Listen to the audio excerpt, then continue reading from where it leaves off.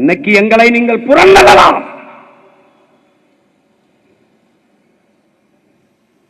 எங்கு உன் மொழி நிராகரிக்கப்படுகிறதோ அங்கு உன் குரல் வலை நெரிக்கப்படுகிறது என்கிறான். இன்று என் மொழி நிராகரிக்கப்பட்டு எங்கள் குரல் வழி நெரிக்கப்படலாம். நீ என் வெற்றியை தள்ளி போடலாம், ஆனால் ஒருபோதும் தடுத்து விட முடியாது என்பதை கவனத்தில் கொள்ளணும். அவ்வளவுதான். அப்படித்தான் எல்லாம் நினைச்சான், அப்படிதான் நினைச்சான். அவ்வளவுதான் தமிழர்கள் என்றார்கள். தமிழீழ தாயகத்தில் இறங்கிய கொடியை இன்னொரு தாய் நிலத்தில் அவன் மகன் சீமான் இந்த நிலத்தில் அதே புலிக்கொடியை ஏந்தினார்.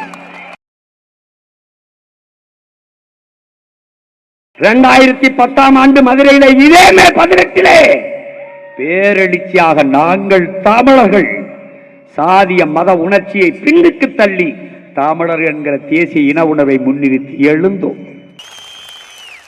இலக்கை குறித்தாகிவிட்டது, பாதை சரியாக இருக்கிறது, பயணம் தெளிவாக இருக்கிறது, உழைப்பு உறுதியாக இருக்கிறது, வெற்றி உறுதியாக இருக்கிறது. உழைப்பு கடுமையாக இருக்கிறது, வெற்றி உறுதியாக இருக்கிறது.